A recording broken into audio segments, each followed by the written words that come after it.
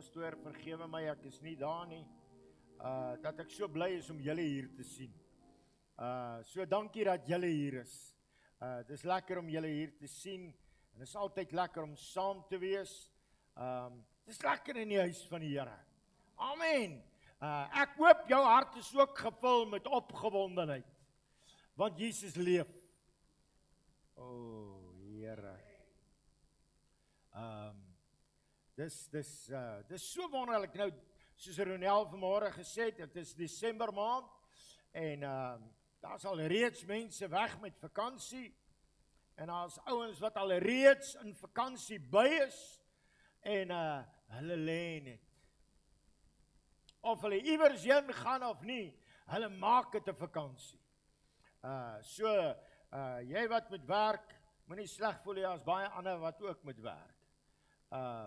Net so terloops, as die Here ons spaar, is ons die hele tyd van Desember hier. So, moenie by die huis bly om met die dink die pastoor is weg nie. Ons is maar hier. So, baie dankie dat u ook ons gaan ondersteun in hierdie Desember tydperk. Nou, ek wil graag vanmôre begin met 'n reeks wat ons noem die koms van Christus. Die koms van Christus. Desember maand laat ons net weer herinner dat Jesus gekom het.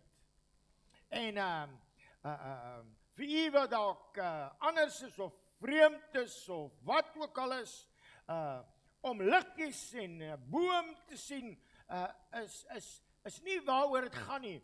Maar ons het rede om vreugdevol te wees.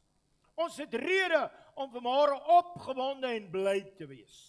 Ons het rede om vanmôre fees te vier, want die Verlosser, die Saligmaker, die Here is in ons midde.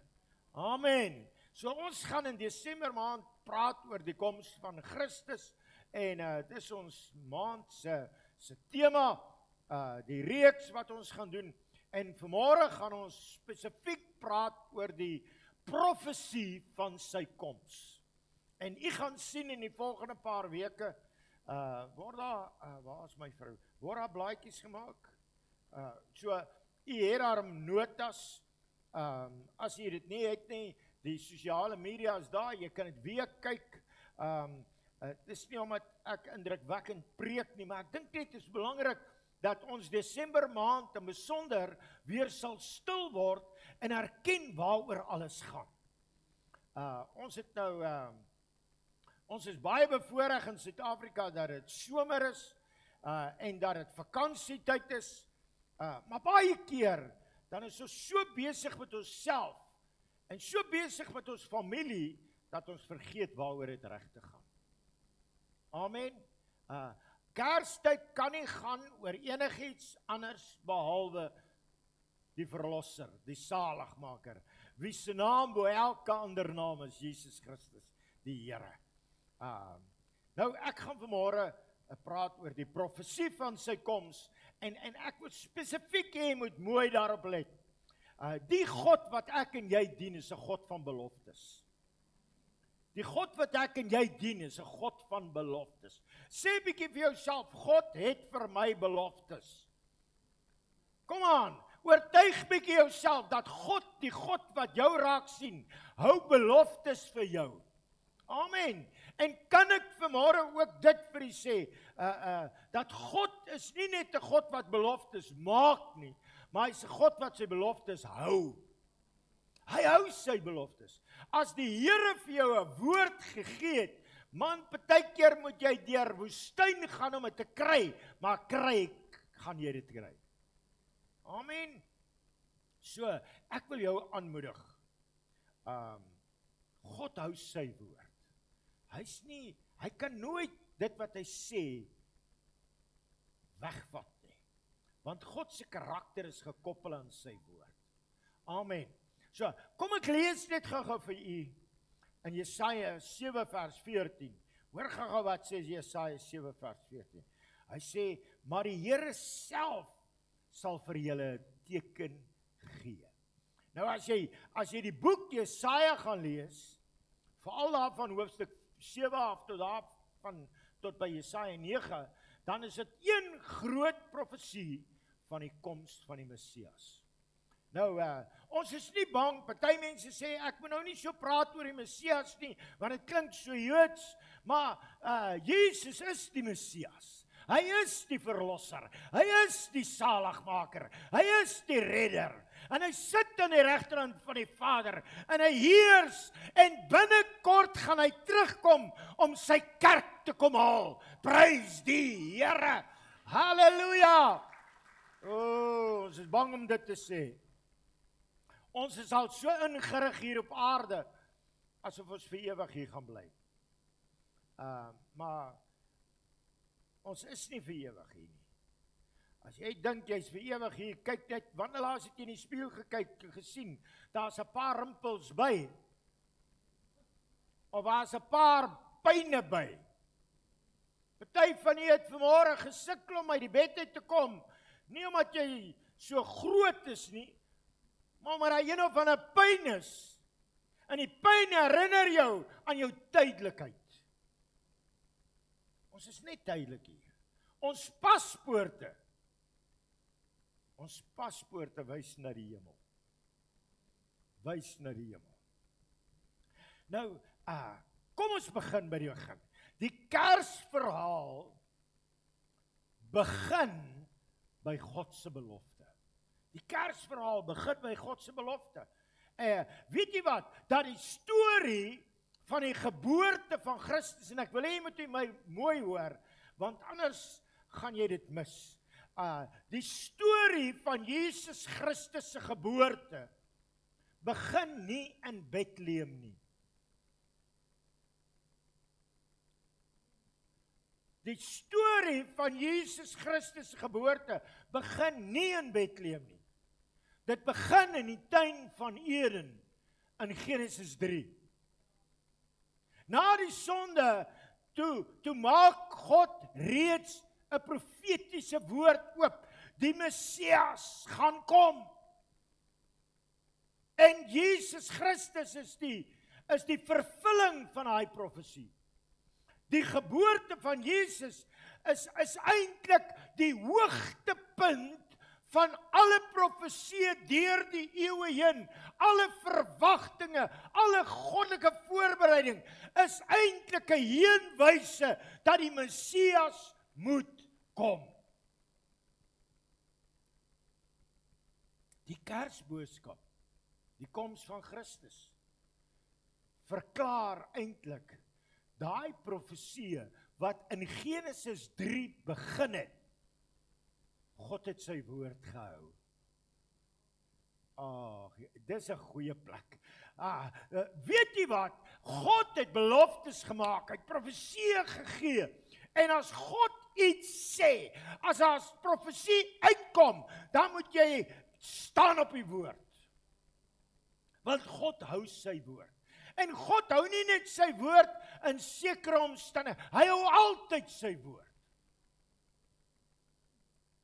As God 'n woord spreek, is dit 'n volkome volmaakte woord. As God 'n woord spreek, weet jy wat? Tydsberekening is God se faktor. OK, kom ek verduidelik. As die Here vir jou 'n woord gee, en jy maak dit jou eie, baie keer gebeur dit nie onmiddellik nie. Baie keer gebeur dit, ek gaan vir jou heel maak, en dan word jy onmiddellik gesond. Maar baie keer gebeur dit nie onmiddellik nie. Maar God se faktor in ons lewens met profesieë is tydsberekening. Want die regte ding op die regte oomblik bring die regte resultate. Gaan ek u moet oortuig. Die regte ding op die verkeerde tyd bring mislukking. En God kan niks doen wat misluk nie. As God iets doen, is dit altyd 'n sukses. So, God se woord, God se profesie, hou hy altyd. En daai woord word op die regte oomblik, op die spesifieke Kairos oomblik, gebeur dit.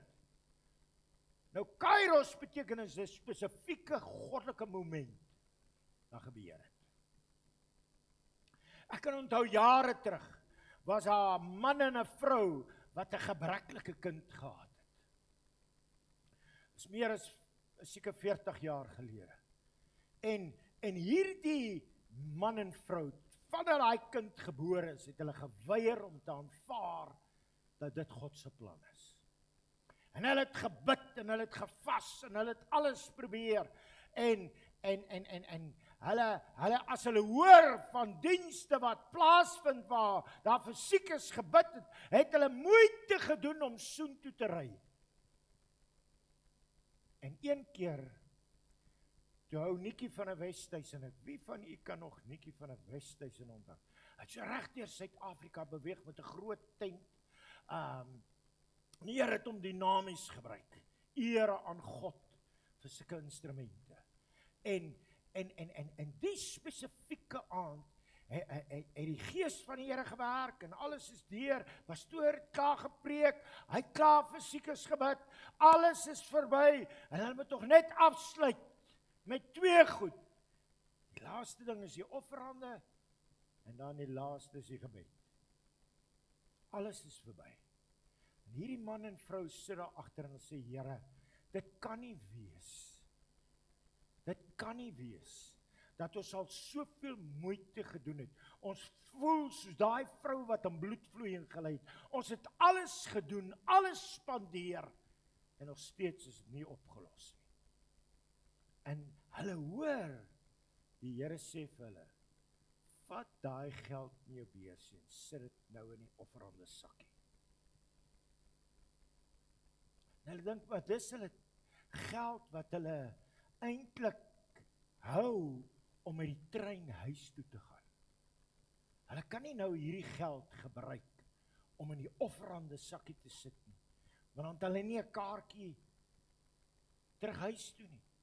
Maar duidelik hoor hulle moet daai geld vat. En die man sê, man, ons bly ver hier vanaf, maar die Here kan vir ons voorsien. As hy ons kind gesond maak, is dit genoeg rede om ver te stap. Man, ons leef in 'n ander era. En hulle vat hulle geld en toe die offerande mandjie by hulle kom. En hulle gooi die offerande op. Toe stop pastoor Nikkie van 'n Westhuizen die diens. Hy sê die Here wys hom dat nou net iemand 'n offerande ingegooi. Julle het julle kind gebring wat deur 'n siekte gaan. Die Here wil hom nou gesond maak. Bring hom na vore. En hulle bid en die Here raak hy kind volmaak aan. Volkome, geheel en al. Volkome gesond.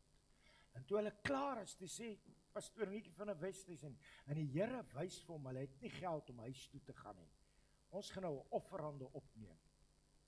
En die offerande wat hulle toe opneem is 300% meer as wat hulle ingegooi het. Is dit nie die Here nie? Hy hou sy woord. God hou sy woord. So, Kersboodskap laat ons onthou dat God is 'n God van sy woord. Weet jy, as ons dink aan ons as Pinkster charismatiese Heilige Gees mense, God se Gees het deur eeue heen gepraat en praat vandag nog.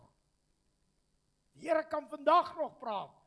En wanneer God iets beloof, bekragtig hy dit deur sy Heilige Gees. So, die eerste belangrike ding wat ons vanmôre vir mekaar moet sê, dat die Kersverhaal, die koms van Jesus Christus, begin by 'n belofte van die Here. Tweedens, as ons kyk na daai belofte is 'n profesie. Dis 'n profetiese vooruitsig van die Messias wat moet kom. Dis eintlik 'n vooruitskouing. God sê, ek sien in my gees iets gaan gebeur. En wat gaan gebeur is, daar gaan 'n saligmaker opgewek word. Nou, in daai profesie is die eerste belangrike wonderwerk. As jy hoor van iemand wat swanger is, hoe word 'n vrou swanger? Dan moes bevrugting plaasvind. Amen. Julle, pastoor, ons is in die kerk.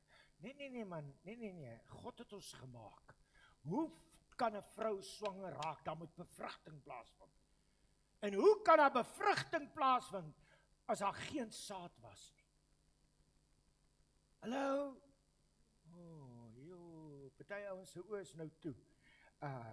Ek koop jou ore so.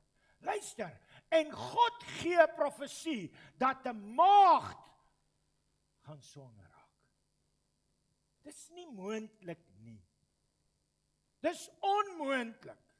Dis eintlik irrasioneel. Hallo?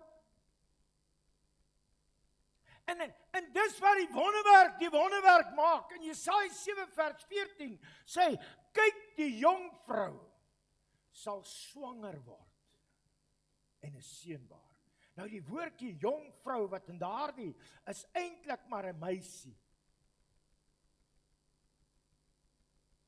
Dis 'n vrou wat eintlik nog nooit 'n kerel gehad het nie. En hy sê daai een gaan swanger raak. Nou, dis menslik onmoontlik. Dis 'n gebeurtenis wat nie kan plaasvind nie, maar is 'n goddelike realiteit. Weet jy wat? Ons as mense van die Heilige Gees leef in 'n domein van bo-natuurlike. Ek hoop so. Ons ken mos dit dat God kan ingryp en bo-natuurlik iets doen wat onmoontlik is. Dis onmoontlik. En God se planne word nie beperk deur ons moontlikhede nie. God se planne word nie beperk deur natuurlike omstandighede nie. God het niks nodig nie, hy het alles en hy is alles. Amen.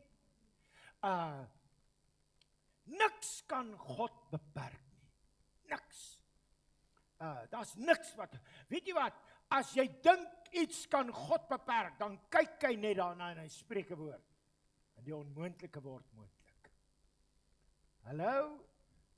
Het jy al gelees, hoe begin die Bybel? In Genesis. Kom, help my. Hoe begin die Bybel? In die begin. Okay, in die begin wat? In die begin was die aarde woes en leeg. So, dit was eintlik wanorde. En uit wanorde skep God orde. En hoe doen hy dit? Hy het nie hard gewerk, dag en nag, oor tyd nie. Hy spreek net 'n woord. Die geboorte van Jesus begin met 'n wonderwerk. Die eerste wonderwerk wat plaasvind voor Christus se geboorte, is dat 'n maagd kan swanger raak. Die wêreld vandag nog, luister, die mense het nie verander nie. Mense is geweldig nuuskierig. Waar is die dames? Is julle hier? Dis nie net dames wat nuuskierig is nie, julle al mans gesien. Hulle is nuuskierig. En weet jy wat? Mense hardloop eintlik en hulle word aangetrek deur wonderwerke. Aangetrek. En vandag nog word mense aangeraak wanneer Jesus Christus gestalte kry in 'n sekere omstandighede of sekere mense. Die grootste wonderwerk wat 'n mens kan kry, is dat 'n sondaar ja sê vir Jesus Christus. Die grootste wonderwerk wat kan plaasvind, is dat iemand wat vasgevang is in gebrokenheid, vasgevang is in een of ander omstandighede, vasgevang is, en die Here kom in sy lewe, die Here maak hom vry, die Here maak hom los, Die Here maak hom heel. Die Here bring restaurasie. Die Here maak hom 'n nuwe mens. Kan jy nog daai koortjie onthou? Nuwe mens. Alles het nuut geword. Hallo, dis wat die Here doen. Die wonderwerk daarvan, dat Christus mense vrymaak. Die grootste wonderwerk. So, die eerste in daai profetiese vooruitsig, is die eerste ding wat ons sien, is daai profesie van die maagdelike geboorte. Tweedens, is die profesie van sy identiteit. Jesaja 9 sê, 'n kind is vir ons gebore, en die heerskappy is op sy skouers. Hallo? En dan gaan Jesaja voort, en hy sê eintlik, hy gaan gekenmerk word aan die volgende titels. Nou in die ou Afrikaanse Bybel is dit 5 goed, en in die nuwer vertalings is dit 4. In die ou vertaling praat hy van, hy word genoem wonderbaar, raadsman, sterke God, ewige Vader en vredevors. In die nuwe vertaling sê hy nie, hy praat uit van wonderbare raadsman. Kan ons vanmôre vir mekaar sê, Jesus Christus bring wysheid wanneer jy in verwarring is. Hy bring wysheid wanneer jy in verwarring is. Sy Gees lei jou in alle waarheid en in alle wysheid. Sy Gees. En baie keer, dis vir my so eintlik teen 'n mens se logika in. Baie keer sê die Here vir jou goed, en dink jy, nee, maar dit kan nie so werk nie. Maar dit werk so. Dit werk so. Hoe kan dit werk, dat daar klei op 'n ou se oë geplaas word, dat hy kan sien? Jy sien, die Heilige Gees lei ons in waarheid en in wysheid. Hy word genoem wonderbare raadsman. Tweedens, sterke God.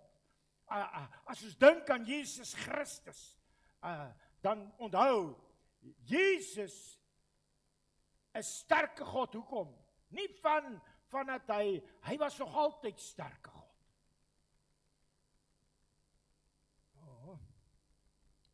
Ek sukkel vanmôre om mense te oortuig.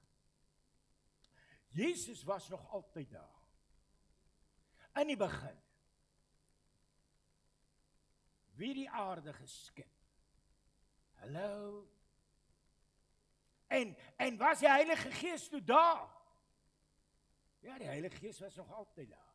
Die Bybel sê, die Gees van die Here het gesweef oor die aarde. Hallo, staan dit in die Bybel, julle wat die Bybel lees? Die Gees van die Here sweef oor die aarde. En dan, met die geboorte, word 'n baba in 'n krib gebore. Maar hy word genoem Almagtige. Almagtige. Kersfees is nie net mooi, soet, sagte liedjies nie. Kersfees sê, dat krag uit die hoogte gekom. Ons vier die krag van God tot redding. Hy is sterke God. Hy is ook ewige Vader. Luister, ek kan baie oor sê, maar kom ons sê gou vanmôre, dat aan sy liefde is daar geen einde nie. Aan sy liefde is daar geen einde nie. Sy vrede gaan alle verstand te bowe. In 'n wêreld van chaos kan God vrede skep. Weet jy wat? En dit is nie passiewe vrede nie. Vrede beteken nie die afwesigheid van oorlog nie. Vrede beteken juis, daar's rustigheid te midde van oorlog. Vrede wat duisternis oorwin. Hy word genoem vredevors. Die tweede belangrike ding, of die derde belangrike ding, Dis nie net 'n profesie van die maagdelike gebore nie, dis 'n profesie van sy identiteit, wie hy is. Wonderbaar, raadsman, sterke God, ewige Vader, vredevors. Derdens, dis ook 'n profesie van sy plek van geboorte.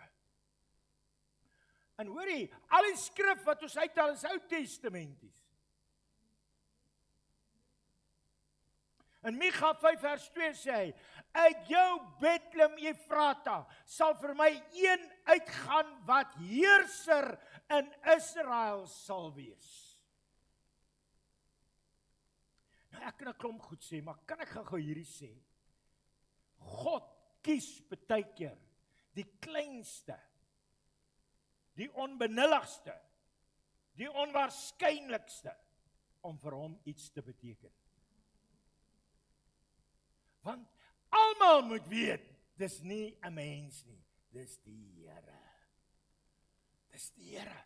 En as ek dink aan waar Jesus gebore is in daai tyd, Bethlehem Efrata, kan ons vanmôre vir mekaar sê, dis 'n ou klein, nikszeggende, mees onwaarskynlike plek waar 'n koning gebore kan word.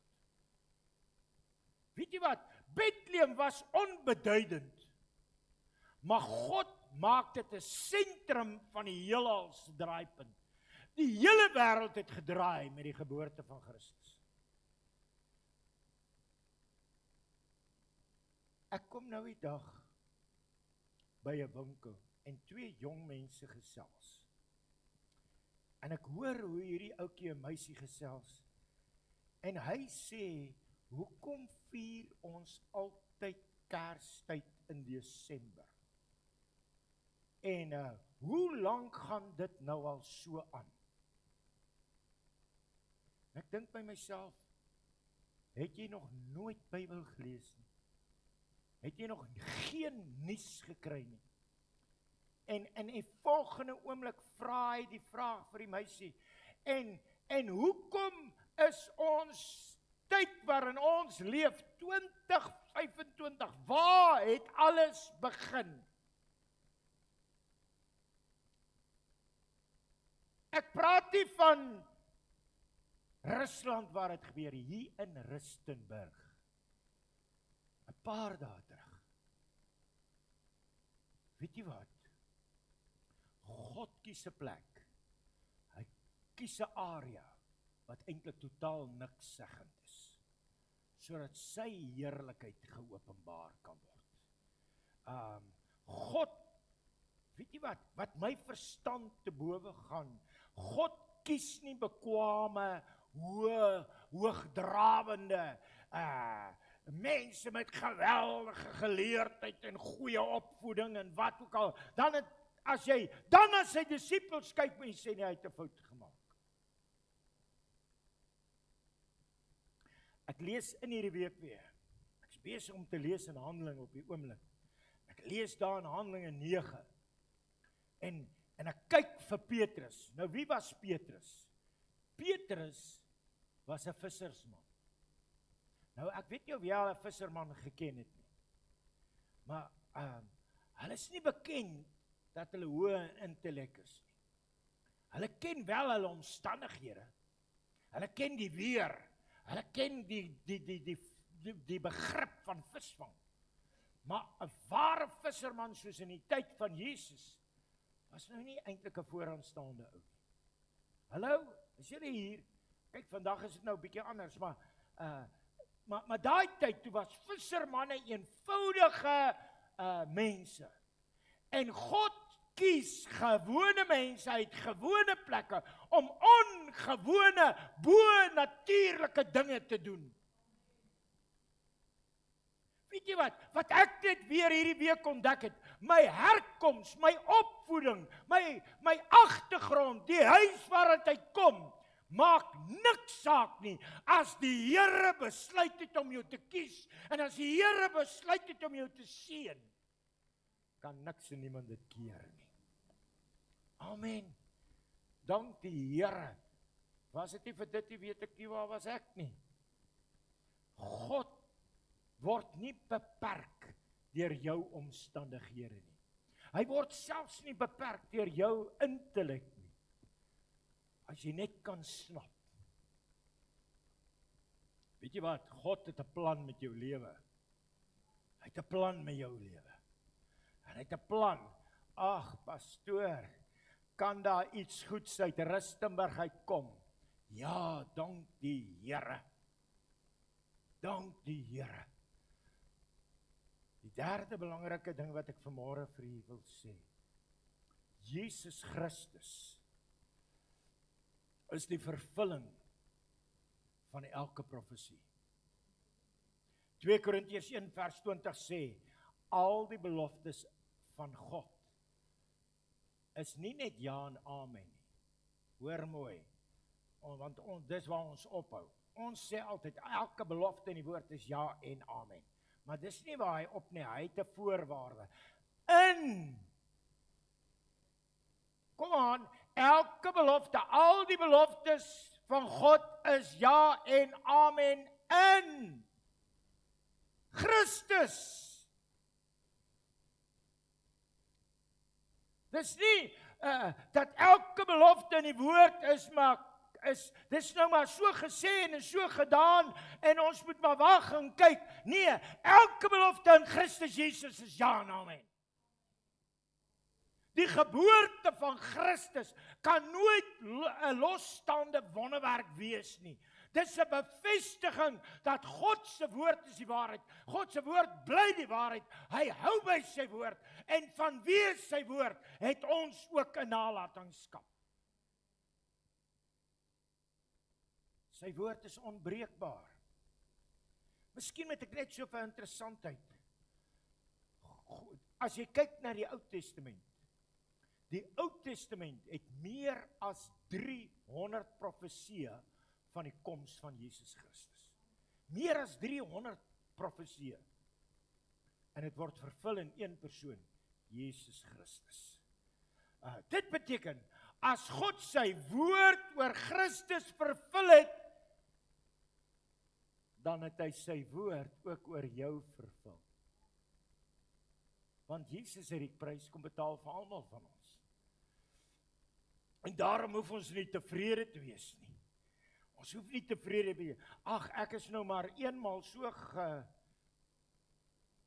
gemaak en so gelaat staan. Nee, God het 'n plan met jou lewe. Jy weet, soos iemand wat my sê, ag pastoor, jy weet, ek was maar nog altyd 'n ou wat gedrink het. Ek het nog nooit myself gesien as alkoholist nie, maar ek drink elke dag. Dis hoe ek gemaak is en dis hoe ek gelaat staan is. Ek moet maar aanvaar, dis my lot. Dis die grootste leuen uit die put van die hel. Die Here wil nie mense vashou nie. Hy wil jou los hê. Luister, jy's nie gemaak om gewind te wees nie. Jy's gemaak om vry te wees. Vry van verslawing, vry van elke vashougreep, vry van dit wat die wêreld vir jou bied. Luister, God is koning. Ek het nou, en ek is nog steeds besig daarmee. Jy weet, kan ek gaan, dit is nou baie persoonlik. Ek kan nie buite hierdie mure nie. Ek het op 'n stadium, tot die 4de November, het ek elke dag 2 liter gaskoeldrank alleen opgedrink. Elke dag. Elke dag, dan maak ek seker as ten minste 1 bottel vanmôre. Hy pastoor, niemand het my gekeer nie, niemand het my niks gevra nie. En die 4de November, toe sê ek vir Ronel, dis verby. Ek gaan die Here vertrou om nie weer gaskoeldrank te drink nie. En dis vandag, dink is 'n maand terug. Wat is vandag? Die 7de. Dis meer as 'n maand terug. Het ek nooit weer gaskoeldrank gedrink. En weet jy wat? As jy dit nie deurgemaak nie, weet jy nie, jou liggaam skree daarvoor. Jou liggaam hinker. Man, as jy in die middag by die huis kom en jy soek net so 'n bietjie van 'n skop, dan drink jy so klein botteltjie Coke uit en dan voel jy weer beter. As jy dors het, help water nie. Jy sien maar, jy mag dink, ag, maar dis sinneloos. Weet jy wat? Dis 'n manier hoe die vyand 'n ou vashou. Ronel is nou al amper 40 jaar met my getroud. Sy weet of dit die waarheid is. In hierdie 40 jaar het ek nog nooit water gedrink. Nog nooit. Ek drink nie water. Ek drink net water as ek 'n pil moet sluk. Want ek hou nie van pille nie. So, ek het daar besluit, die 4de November, ek sal begin water drink. En ek gaan nie net 500 milliliter 'n dag drink. Ek wil kyk of ek 2 liter water 'n dag kan drink. En weet jy wat? Met die hulp en die genade van die Here, is dit nou al meer as 'n maand. Al wat ek vir u wil sê, God se woord is in Christus vervul. Maar Christus het juis gekom, dat ek nie vasgevang moet wees aan sekere goed wat my behep hou, en my vashou, en my verslaaf hou nie. Luister, as jy een of ander verslawing het, maak nou nie saak wat die verslawing is, al voel jy dis nie 'n verslawing nie, al was dit net gaskoeldrank, die Here is in staat om jou vry te maak van elke binding, elke vashougreep, elke blokkade, elke situasie. Man, wat die hekkie ook al mag wees, in Christus is ek meer as 'n oorwinnaar. Halleluja!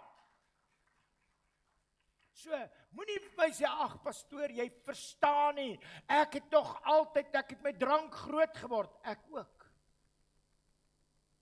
Luister, ek wil vanmôre vir jou sê, die Here maak vry, hy bind nie, hy gee vryheid. So, los dit, vertrou die Here en leef in vryheid. Moenie 'n verskoning opdoen. Ag, pastoor, maar kan nie sonder dit nie, en ek het cravings en ek het wat ook al. Weet jy wat? Iets wat ek die laaste paar weke sien, wat my verstand te bowe gaan, is hoeveel vrouens vasgevang is met hulle foontjie besig is om te dobbel.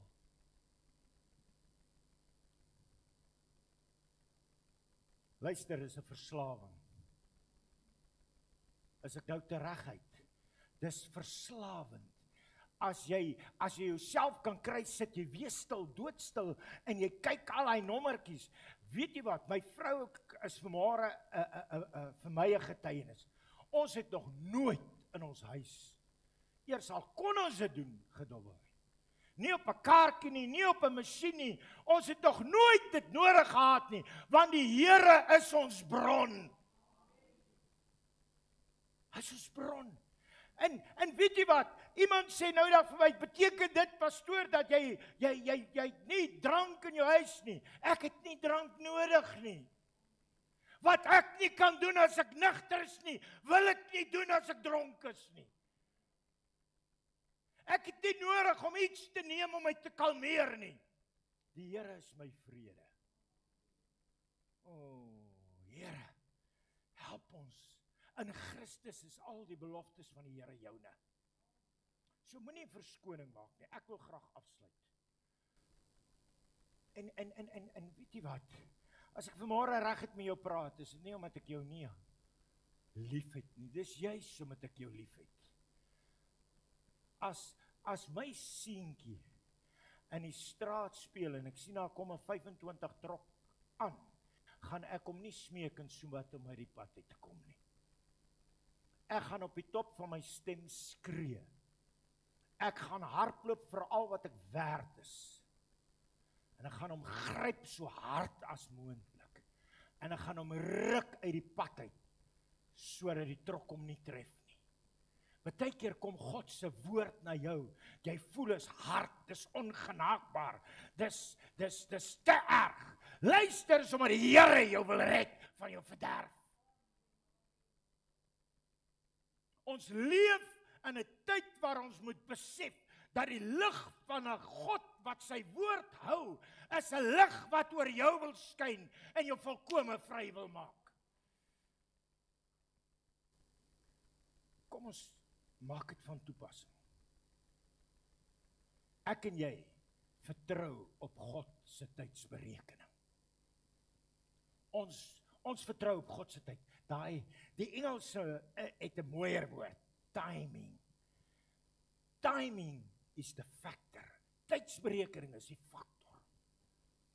Israel het 400 jaar in stilligheid ervaar. Nooit regtig self die stem van die Here gehoor nie. En 400 jaar later kom Jesus Christus. God was nie stil nie. Hy was besig om die perfekte oomblik te skep. So, kom ons vertrou God se tydsberekening. Tweedens, ons hou vas aan die beloftes, selfs wanneer niks verander nie. Luister, jou oë is nie op omstandighede nie. Jou oë is op die Here. Weet jy wat? Partykeer, dan bid jy vir iets. Dan sien jou oë die teenoorgestelde, maar jou hart sê, die Here is my herder en niks sal my ontbreek nie. Moenie dat jou oë vir jou vertel nie, laat jou geloof vir jou vertel. Hou vas aan die beloftes, selfs wanneer daar niks verander het nie. Soos Israel, is daar mense wat soms wag vir God se ingryping. En weet jy, daai wag is nie net stil staan nie. Weet jy wat? Die Here sorg vir jou soos wat hy vir 'n mossie sorg. Het jy al 'n mossie gesien? Hy sit nie heeldag op 'n tak en wag vir die kos om na hom toe te kom nie. Hy vlieg en gehaal die kos. Jy kan nie net sit en hoop nie. Jy moet iets doen. In jou begin beweeg, in jou stap van geloof, in jou vertroue dat die Here is in staat, in daai tree van geloof, kom die Here en hy bring vervulling. Is soos met die 10 melaatses. Die Here sê, gaan en gaan toon julle. Hulle was nie gesond nie, maar terwyl hulle loop, toe kom hulle agter toe hulle na mekaar kyk. Hier's nou iets besig om te gebeur. En toe een van hulle kyk na almal en hy kyk na homself, te besef hy, ons almal is gesond. En hy draai om en hy hardloop terug. Hy sê, dankie Here. Hou vas aan die beloftes. Weet jy wat, Kerstyd vertel vir ons en leer ons, wanneer dit lyk of God niks doen nie, is hy eintlik op sy besigste. Luister, voor 'n deurbraak is die omstandighede die ergste. Ek vergelyk dit altyd so. Ek weet nie hoeveel keer het jy al in jou lewe gesien hoe mense epileptiese aanvalle kry nie. Dis nie iets om te aanskou nie. Maar weet jy, wanneer iemand 'n epileptiese aanval kry, is daar net 2 goed wat belangrik is. Hou die tong uit sy keel uit en bly net daar totdat dit verby is. Maar weet jy wat? Wanneer daai persoon 'n epileptiese aanval kry, dan hoop dit so op. Dit voel, dit raak net erger en erger en erger. En wanneer dit op sy ergste is, weet jy, dit gaan nou verby wees. Weet jy wat? Wanneer jy dink, hierdie ding is te ver, dit kan nie meer gered word nie. Niks is vir die Here onmoontlik nie. Wanneer voor Jesus se geboorte was hierdie aarde in 'n reikhalsende verwagting na die openbaarmaking van die Seun van God. Ek wil jou vanmôre kom sê, hou vas. Wanneer dit lyk of niks gebeur nie, is dit juist die tyd wanneer God die meeste werk. Derdens, Ons is mense wat glo dat God is in staat om die onmoontlike moontlik te maak. Dit is onmoontlik dat 'n maagd kan swanger raak. Dit is onmoontlik dat 'n koning in 'n stal gebore kan word. Dit is onmoontlik dat 'n heerser kan kom uit 'n klein dorpie soos Bethlehem. God is die meester van onverwagte, deurbrekende wonderwerke, opkeer. Net as jy dink dis onmoontlik, dan word dit moontlik. Dit word moontlik. Jy moet begin glo dat God spesialiseer om onmoontlike moontlik te maak. Laastens, ons leef met 'n profetiese verwagting. Weet jy wat? Ons as kerk is 'n kerk wat glo en 'n kerk wat praat en wat sê dat ons glo God. Ons glo die Here. 'n Kerk wat glo dat God is nie 'n God van ver nie, maar hy is Immanuel met ons. 'n God wat praat en 'n God wat opereer en 'n God wat spreek en 'n God wat beloftes gee en 'n God wat hou by sy beloftes. Wanneer die Gees 'n woord gee, bou dit geloof. En dit stel jou in staat om God meer te vertrou. En die oomblik as dit reg is en is vrugbaar, dan kom 'n wonderwerk na vore. Ek wil afsluit met die vraag. As jy vanmôre hier sit, jy sê vir my, pastoor, ek is nie 100% seker of my saak met die Here reg is nie. Dan wil ek hê jy moet dit vanmôre doen. Jy kan nie huis toe gaan dieselfde mens nie.